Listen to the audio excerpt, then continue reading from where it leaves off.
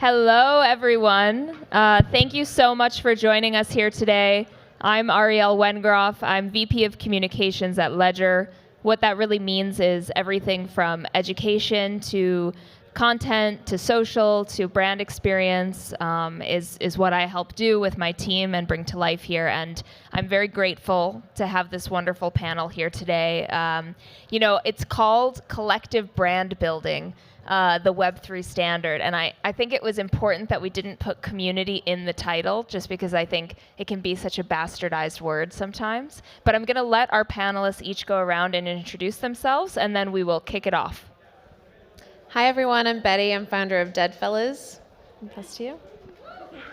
Hey, guys. I'm Josh Hubberman, co-founder and partner at Cthdrl. Hi, I'm Shannon Snow. I'm the COO of World of Women. Yes. I'm Bobby Hundreds, the co-founder of the Hundreds, and Atom Bomb Squad. So I'll say I think we're pretty lucky to have a wonderful group of thought leaders and creators and builders with us here today.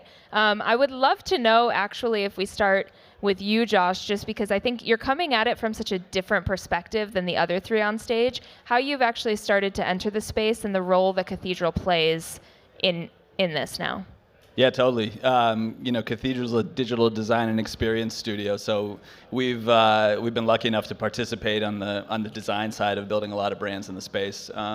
Starting last year with Friends with Benefits, building Sound.xyz, working on a tattoo project called Scab Shop, and most recently just launching the Ledger Market brand today. So, it's an interesting thing thinking about, what does that mean to the space and community, because I think so much of design is about enabling creators and creatives. So it's, really fun to be on that side of it. Yeah, definitely. Well, I feel like the brief must be different because we talk about why brief an agency when you can brief a community. And I think what's really reflective of everyone on this stage is that's how you interact with these groups. And so much of the work, I would say, is also very much ground up, right? Like the body will reject the organ quickly if it doesn't feel like it's meant to fit in. And, Bobby, you've done that through, decades now to a certain extent. And so as you've developed more of the group with the Hundreds, how have you brought more people into your creative process and figured out how to take their feedback as you build the brand while also leading with your own creative ingenuity? Wow, that's a great question. That's something that we've had to navigate and try to understand and essentially help formulate over the last year as we've built this project around Atom Bomb Squad. Even when I was introducing myself, I was just like, I don't even know where I stand. I'm like the Hundreds, I'm Atom Bomb Squad, I'm like all these things. And I think that's just indicative of where we're at right now in this Web 2.5. We're making this transition.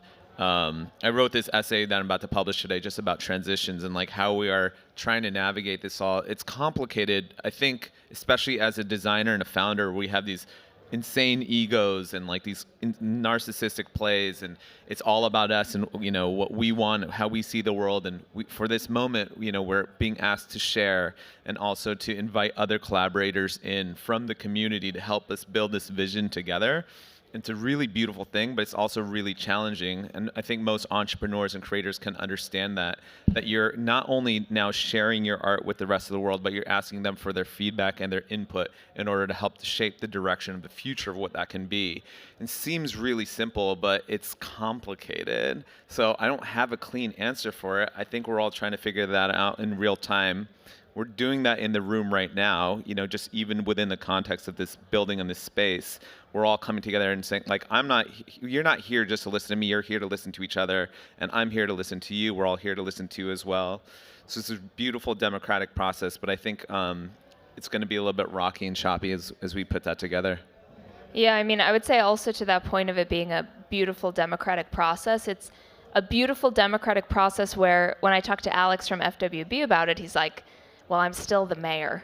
At the end of the day, sometimes we still have to make choices and hope that the direction is in line with what everyone else is participating in, because there is that fine line between sort of DAO and then NFT community, right? And, actually, Shannon, I'm curious because you're coming into this really World of Women is having exponential growth, and they're thinking through, okay, what is my long-term roadmap?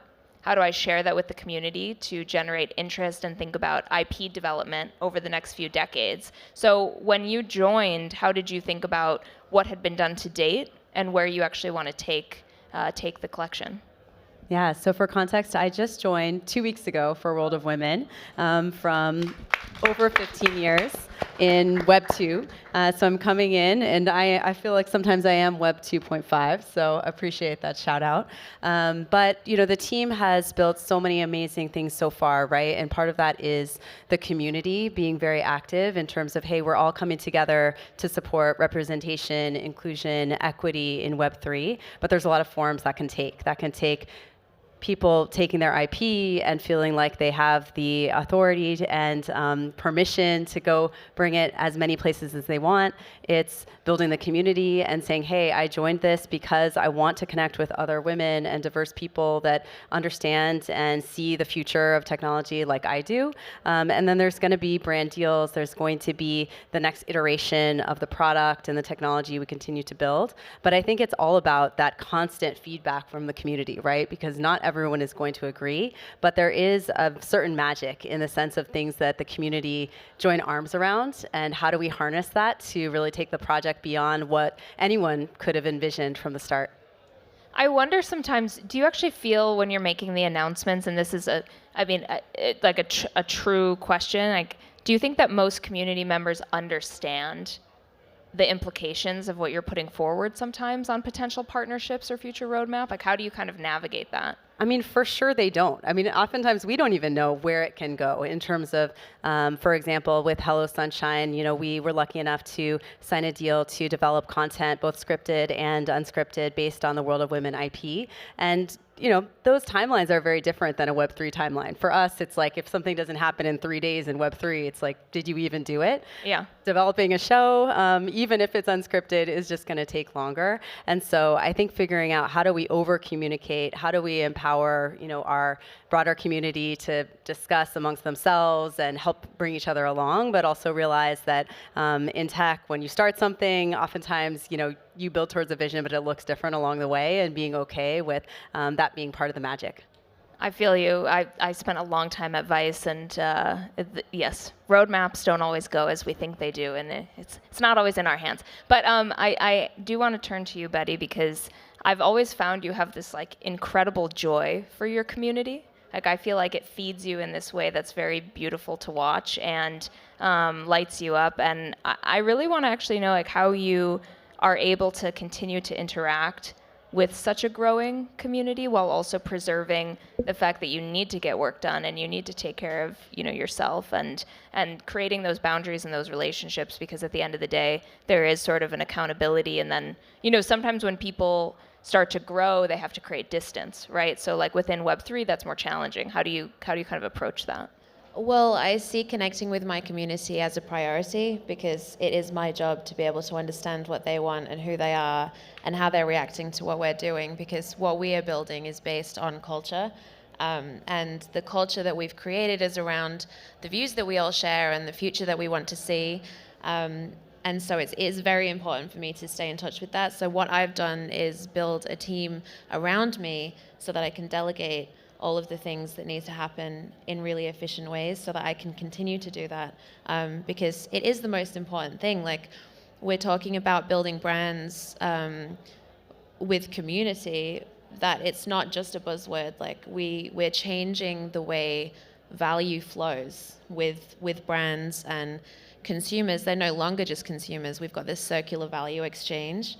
And so that is very much dependent on me continuing to be part of the community. So, I'm curious to kind of open this up.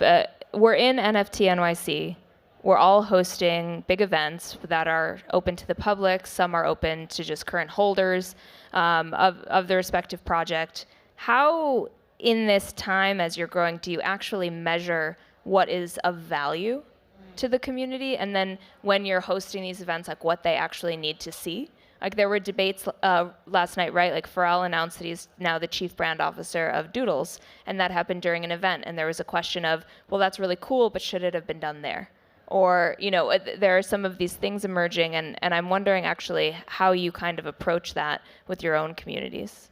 I think it's important to bridge that. I think it is important to do things in the real world. Like we had our Deadfellaz event last night, and for me that was a really significant thing because it was the first time that the world that we've created has been brought, to life in a tangible way that people could connect with and feel and touch and experience in real time. And I think it's important to bring that into the Web3 experience as well. So I do think that both are important.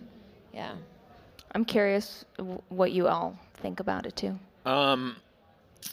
The way that I've always understood in terms of why anyone would want to join or be included in a community or a tribe is that they find it's not just in terms of utility or some type of physical value return or even like a financial return that comes with being a part of this community. It's that they want to be tethered to it identity-wise, right? So I think that's like the fundamental piece of all of this is that it speaks to identity and how people are trying to express who they are.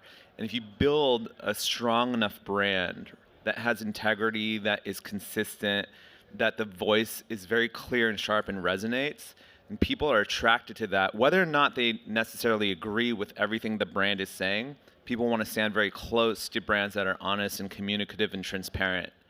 And so we've just learned from like some of the masters, right? Like just this week alone, I spent some time with James from Supreme. James, the way that he's built his brand through reinforcement of this identity and this culture, he has a message that's very, very strong that he consistently iterates over and over again. And so we are approaching everything from community organizing, mobilizing, the way that we've always done, by first building a brand that people are gravitating towards and attracted to. And they are like, I want to stand for this, and anyone who's down for this is a part of my tribe, and we all connect. So we're just beginning there. I think, like, for us, that's the only way we know how to do that. That really resonates with me as well. I think that one of the reasons why World of Women has been the phenomenon it's been is people really connected with the authenticity of Yam's art. I think it was very clear that she personally felt that she wanted to see more women represented in Web3. She already drew women, and it was sort of a perfect, authentic expression of her true self. And I think that we also have to reflect that in the community. You know, we have to create a space where people feel really comfortable being their authentic self, and not all of those things will agree. People won't have the same opinion, but the more we can have authenticity and fostering a culture where authenticity is celebrated, the more we can feel good about creating a space where those community decisions can thrive and do really well. Yeah, I mean, I would also say to that point, Web3 or the internet, whatever, right, is like this borderless world. So the way that we choose to come together within it does feel very tribal in some ways. Like you really can pick your poison, and that joy or that community that you find within it can reinforce things that when you're in the physical world, you actually just might not have as easy of access to, which I think to your point, actually, Betty, is why sometimes these meetups feel so exciting, because, you know, even some of these group chats we're in, I'll meet people in person for the first time and be like, oh my God, it's you, right? But it's like when you're in some of these communities, it feels ephemeral to this experience. Well, like, this is a really good example of that. So my team is all over the world, and especially the mod team for Discord and for social media, and they have never been together. We flew them all out, and so we were able to celebrate last night with them and meet them in person for the first time, and they've all been hanging out and connecting, and you know, it's been really amazing, and they've come from all over the world. Like, we've had people from Singapore and people from Belgium and like everywhere here together for the same reason. It's electric, and there's no value that can be put on that. So I think that's where it transcends, this brand building transcends from what it was previously.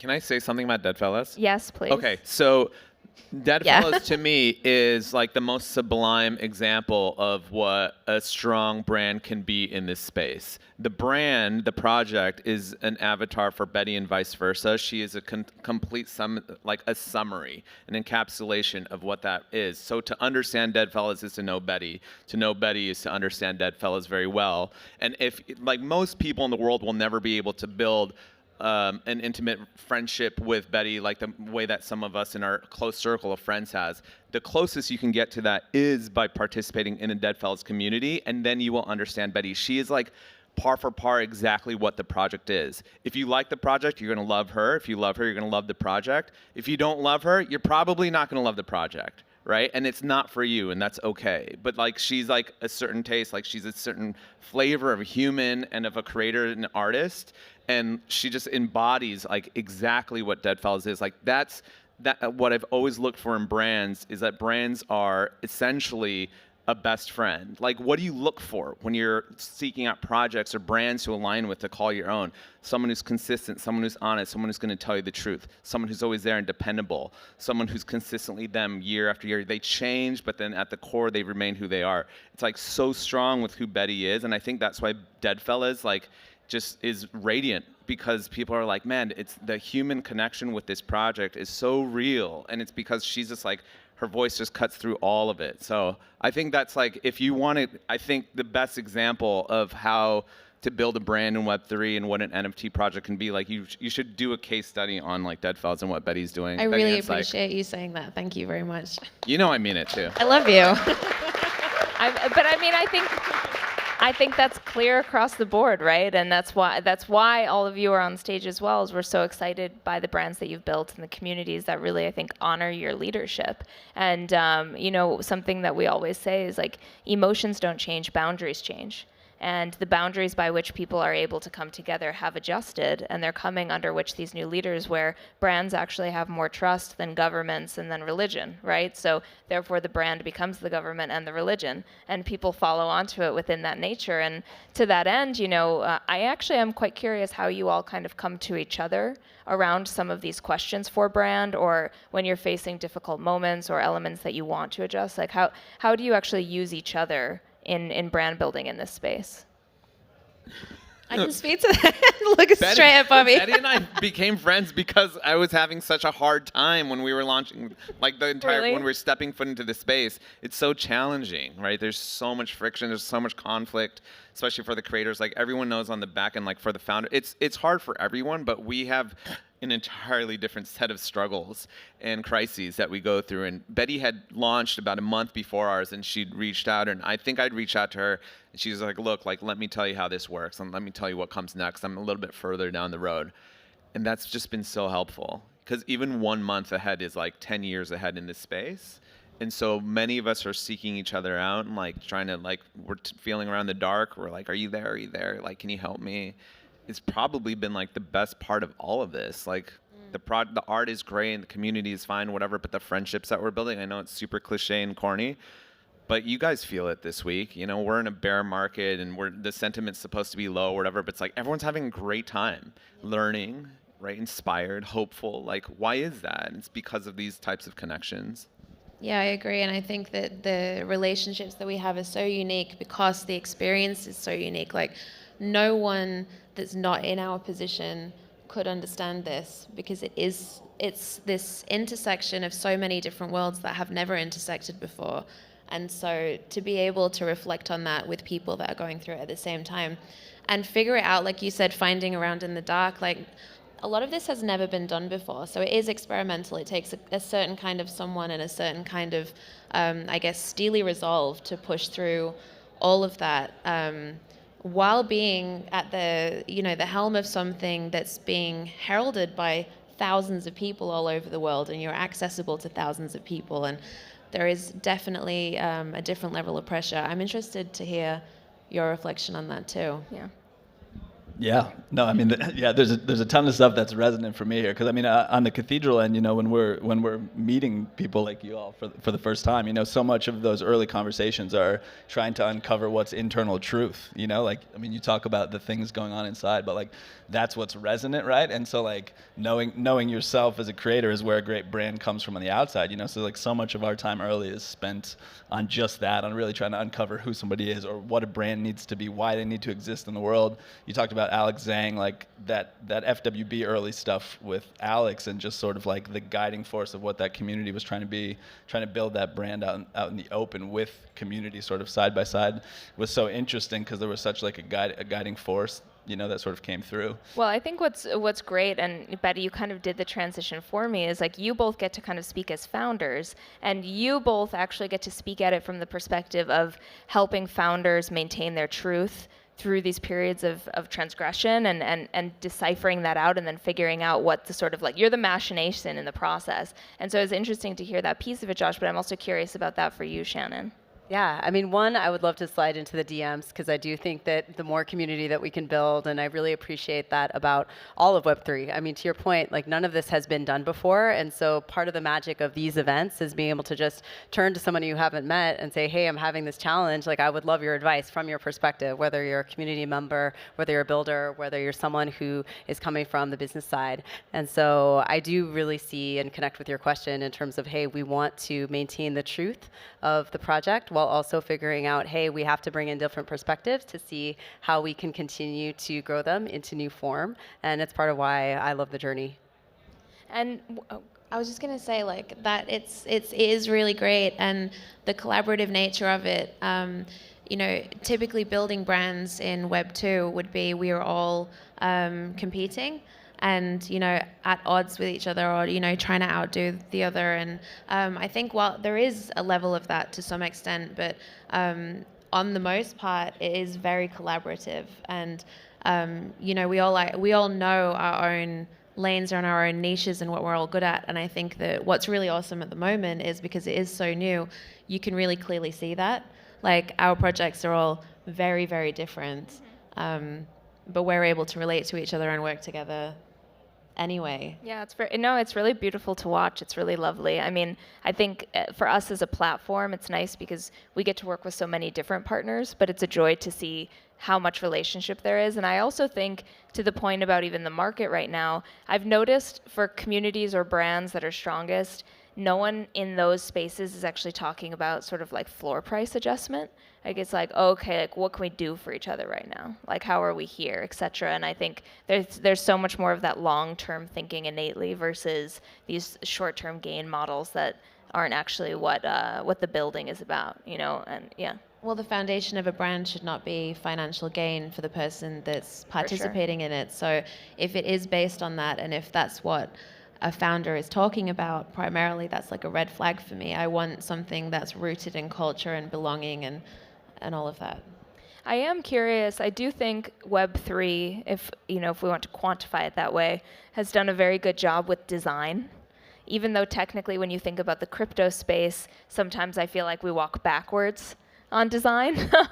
But Josh, I am curious about this because I think Cthdrl's really known for creating beautiful experiences within the space. How have you approached that sort of standard of excellence for projects? Totally, yeah. I mean, shout out to Dan Farrow, our creative director out there. I think it comes back to that truth thing again. Like we are sort of constantly searching for a brand or a founder or a creative who really knows themselves that much. And like we talk a lot about like meat to sink our hooks into, but like if we can't get through that like early stage of like you understand what you're trying to do, why something needs to exist in the world. And Betty, to your point, like if money's the answer to that, like we'll say no. Like we're not in the space from a creative standpoint to sort of build things that are just there for financial upside.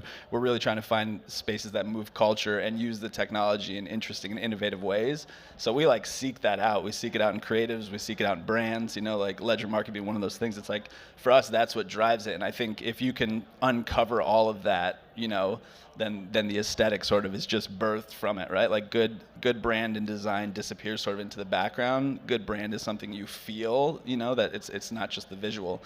And that's across every touch point, right? It's from the aesthetic, it's from the visual identity, but it's also down to the narrative. It's down to how something comes out in an event, right? You just know it when you feel it.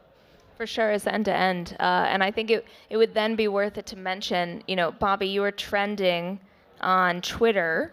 So trendy. Recently. So trendy. Yeah. So trendy. Always expected. You pulled a bit of a stunt the other day. Do you want to tell people about it and kind of what the inspiration was? You guys know what happened? Okay. Hell yeah. Maybe for those who don't, just like a quick reminder. Okay. It's like old hat for us to do stunts like this just because we love fucking around. And we were looking at like what can we do that we don't have to spend a lot of money on and can just make a lot of noise. But also, I think we were entering this week a little bit anxious just because I didn't know what the sentiment was going to be like. I think there was just a lot of hesitation around, look, like the market's down and people's lives are being impacted. And this is all very serious and real. At the same time, I didn't want to come in and make this like a very serious and grave situation where it's just like, oh, like we got to, we only need to talk about money right now. So I wanted to disarm the conversation and just come in and be like, not just self-effacing, but just like self-aware. And we've sat in this Web 2.5 situation where we look at both sides of this argument and this debate all the time. Half of our community is in, probably not even half, I'd say it's probably like a quarter of our community, our endemic, the hundreds community is into this, or at least sensitive and empathetic or sympathetic to it. And then the other 3/4 are like skeptical or even, dubious or just like flat out against it. And so we listen to this all the time and we're trying to bridge these two conversations. And I'm like, what better way to do it than just like, let's just hit it right on the nose. But in a sensitive way where we're not going to offend anybody, I'm like, let's just make a joke out of it. And so we did this protest, this fake protest outside of our pop-up shop in Soho. Please stop by. And we had like fake protesters out with like ridiculous signs. It was amazing. It was like God hates NFTs, it said right? like God hates NFTs and like listen to Bill Gates and like Ethereum's anti-American. It's like the tinfoil hat. Anti-MetaMasker was another one. Yeah. But it's like that's very indicative of the streetwear attitude, and anyone who comes from our world, like we always do that kind of shit. Like we're just like that's what we are built on. And so I think it's just like maybe a little bit unique to crypto, and the timing was on, and so it hit. Yeah. But I think it's also the good reminder of like, it's not so niche anymore. Like it's maybe niche in terms of the amount of people that are doing it on a daily basis, but from a cultural standpoint, Web3 brands or actions are actually the prevalent nature of guidance now, which is kind of a fascinating shift because it's happened, I think, faster than we would expect it for, and something we've seen recently as well as all of these like Web 2 brands wanting to partner with Web 3 to show like, hey, I'm here, like I'm still here. And I want to know if like each of your brands, how you've approached that, because that's very, people are watching and that's very hit or miss sometimes.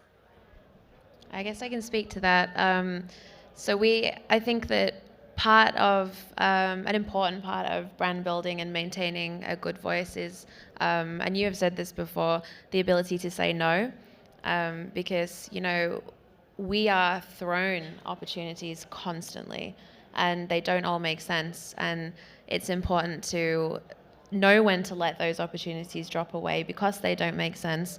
For us to navigate that while we build in conjunction with everything that we're doing in Web3, that's where UTA comes in. Caroline over there is from UTA. I've emailed with very Caroline. amazing Hi, agent. Caroline. So the team at UTA have such an intrinsic, deep understanding of Web3 because they are all so involved in Web3. So it's been really great to have them to help those brands understand how to come into the space, because a lot of people come in quite belligerently. That's very true. The value of Web 2 they think will automatically translate to Web 3, and it doesn't. What does that even mean? It really doesn't. It doesn't mean anything. It's like, did you make is this good or bad? It's bad. And I think that people are starting to realize that, and there is a deep lack of understanding because it takes a complete mind shift and I guess a loss of power as well from the brands and control, because you have to give so much over to the people. That's a terrifying thing for a lot of institutions, I guess. There's a lot of people that are doing it well. You are one of those people. I think also Keith Grossman from Time. We love Keith. Is doing it well. Yes. Adidas are doing it well. I'd say I think Gucci's doing it well too. Yeah. There's a lot of good people doing good things, but I think it does take that, I guess, humility and humble attitude. You should expand on the relinquishing of power. I think that's like such an important point. Yeah. Well, I guess the relinquishing of power, it means giving up a lot, right? But the people think that they're giving up, but they're gaining so much when they do that. That's it. And But like, you open it up to it's this narrative that we're like, thing. oh, you have to control everything, and it's like all about you, and you have to be at the top and all alone making all the money, and you're actually like screwing yourself in the long run. But it's a shift. Like it's a reverse, right? Like the way it used to work with brands is a person would come up and they would put out their hands and say, "Thank you so much for letting me have a piece of this," right? Exactly, and it's also about extracting value. Like, what can I get from my community or my audience? What can I take from you? Whereas now it's like, what can I give you? Exactly. How can I make your world better? Right. And from that end, I mean, also like, how can I create a user experience or an environment that facilitates something where people are actually going to understand what I'm offering them, right? Because most of the interactions that we innately have actually aren't, it's scalable. So it's not one-to-one, right? So also like, with Cthdrl, I assume there is a certain type of building that has to kind of create a mass intimacy in the design. Yeah, totally. I mean, we're always obsessed with how communities come in and experience the web. I think like brands, it used to be a one-way conversation, right? Brands speak at you, traditional marketing, right? And it's a two-way street, it's a two-way communication. So what does that look like in the web? One of the things that we just love about Web3 is just that like it can be fun again. The web is now this interesting place where you can meet like-minded communities behind a wall, enjoy it, and come into digital spaces in new and unique ways. So like love trying to figure out how brands come to life with immersion and storytelling, and how do you bring that to life in new digital ways, is a fun piece to the puzzle. Yeah, definitely. And I think, Shannon, your point about Hello Sunshine is really interesting, because I think Sarah Hardin and that team is so thoughtful and brilliant, and it's really about partnerships that I think also recognize like people that usually are forgotten in the room, but also thinking about what is that IP going to do for those holders long term. So can you talk a little bit about that approach as well? Yeah, and I think that, I love the thought of, hey, we have to know when to say no, and sometimes it can be really hard. And I think that it's equally important to just think through what are the things that we value, and are the people we partnering with also valuing the same things in terms of helping to empower the community. For us, it's all about diversity, equity, and inclusion. And so understanding, for a partner like Hello Sunshine, how have they been bringing female voices to the table, underrepresented voice to the table? That's very aligned with what we're doing. And so in some ways it becomes very easy to say yes of, hey, we know we can build together because we value the same things. Well, I luckily am going to say that we can actually get a couple of questions from the audience. So yeah, I'm not surprised that we have them. I don't know if we have a new mic coming, so I might just say like vocalize, and I'll call on you. I'm going to start here, and then we'll make our way over here. Project and say your name. Okay. Caroline. Hi. Hi, Caroline. Hi. Next to the other Caroline. And I actually used to work under UTA. So Okay. okay. So when you have an origin collection like World of Women, for instance, and then you come out with another collection like World of Women Galaxy, for instance, what's the best way to ensure that you are providing the value for your origin collectors, but then also sort of bridging that out to any collections that come later? So the question was, when we have an origin collection and then launch another collection, how do we balance the needs between growing the origin collection while also welcoming in the new holders, and making sure that we're adding value for all? This is something that we're talking about every day, especially for a project that in some ways, we want to bring everyone along in terms of fighting for representation and equality. And so how do we hold the two ideas of having an NFT origin collection that is very out of reach for the majority of people while also standing for equality? So it's something we turn to our community on. We get feedback constantly in terms of how do we balance those two. We've been really thinking about how we make sure that we are bringing our communities together as much as possible, as well as figuring out how we partner and educate others that are not yet in the community. So I think it's a constant balance, and we're all thinking about how we balance these two ideas in once. It's very slightly different for us. Yeah. So while Deadfellaz, the original collection, it became inaccessible again for many, many people, and we're the same. We value inclusivity and accessibility. Dead Friends was released with an entire different intention to Deadfellaz. So Dead Friends is because we're designing something for dead friends. So we wanted people in our community to be able to access that, but also through Dead Friends can access the entire Deadfellaz ecosystem. So we can have them included in all of the things that we do online, in the metaverse, in the real world. But also further from that, it offers a way for people that might not be into NFTs at all to interact with Deadfellaz because of the Dead Friends trading card game that is coming. So we really wanted to just bridge into different worlds as well. Excited about that trading card Thank you, game. same. Yeah. Over there. Yeah. Yeah, my name is Gary. Thank you so much for the enlightening panel and being expertly emceed. Very often in disruptive industries, there's a grand misperception by governments, regulators, and I'd love to get the perspective of the panel as to how one takes on that misperception. You know your brand is high integrity, but you have this extra challenge. Do you take it face on? Do you pivot? What's the thought process there? And please don't boo me. I am a former government regulator. Boo. Just Boo, kidding. The fans are here. Yeah. I mean, do you want to? Oh. No, you go. I was just going to quickly say for Ledger, I think something that's important is like we always talk about, those people in the early 2000s or 1998 or whatever that were like, I'm never going to need an email address.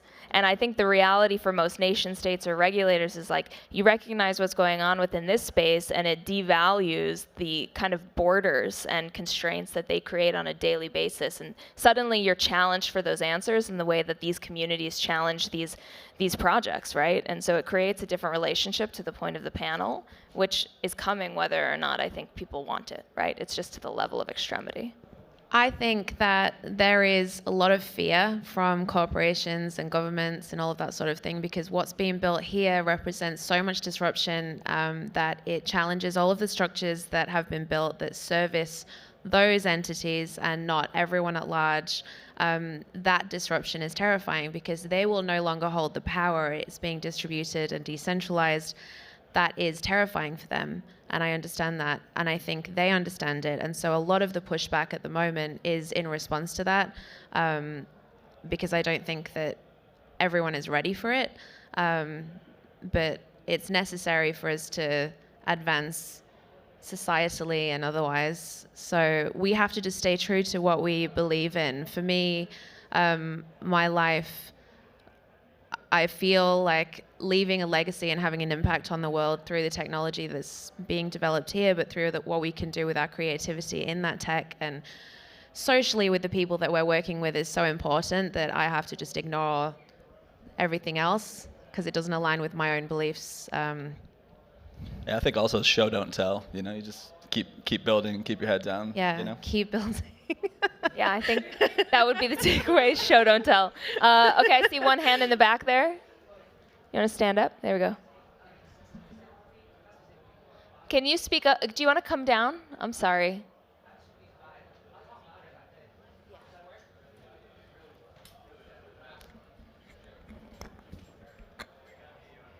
Okay. Hi, everyone. Can you hear me now? Okay. I want to ask Betty and Adam, do you create the brand vibe or do you let the customer dictate and you just adjust? Sorry, could you repeat the question? Yeah. So do you create the brand's vibe or do you let your customers dictate it and you just adjust to it? I didn't get the question. Yeah. Sherry? Right, okay. So we work in response to the community, but I think that in order to run efficiently in Web3 and to move at the speed that we need to move to stay innovative and at the front of everything, there needs to be some kind of centralized leadership, and you did touch on this before, where we take into consideration the community because we are a part of the community, but at the end of the day, they have gravitated to what we've put out, so we do tend to share values with the majority of people that are with us. But we do kind of need to just kind of execute very, very quickly. And that's where I think that there's issues with a lot of DAOs at the moment. And I think that DAO structures do not work right now with how they're set up because of the tokenomics. A lot of it's like pay for play. Someone can just have all the tokens and get the vote. And that's classist and everything else-ist. And I think that I don't know. We've got a long way to go. I'm interested to hear your thoughts. Oh, yeah. Benny and I are both parents, and I think we listen to our children as much as we can, and we hear them out. And I think much of their desires and wants and needs inform a lot of our decision-making process in our own respective families. And I think there's something akin to that in how these projects are playing out. We are leaders, we're figureheads, and we're faces. We're essentially the avatars and the embodiments of what the project is. But at the same time, we're very sensitive and aware of like what the community wants and where they're moving. And so I'm going to take it back to what Betty was talking about in regards to humility. I think it does take an incredible amount of humility and discipline to come in and be a founder in this space, because you have to hear, you have to listen, you have to understand and be aware of where your community's at, the things that they're looking for and the things that they're saying. You don't have to, again, it's not about everyone agreeing with each other all the time. It's not that at all. It's just that people are being heard.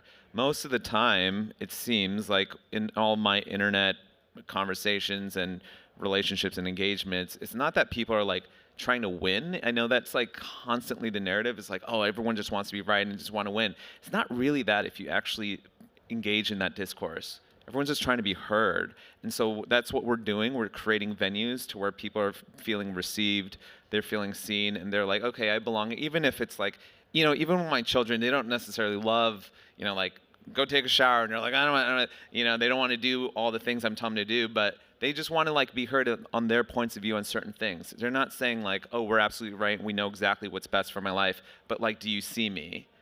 Right? So like, as long as I think people are feeling seen, heard, and received, and they're connecting to each other and to us as founders, like, it can work harmoniously.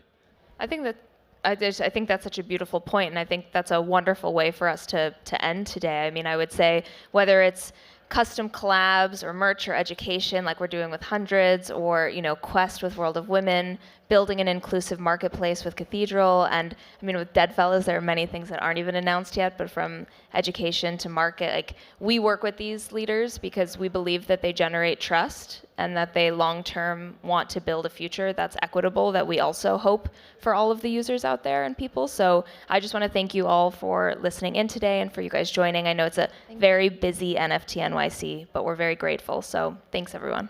Thanks, Ariel. Very much. Thanks, Ariel. Hi, my name is Sahadad. Hi, my name is Katie Rago. Danny Laviaga. Johnny. Danielle. My name is Matthew Soares. I've been a Ledger user for probably about 8 months now.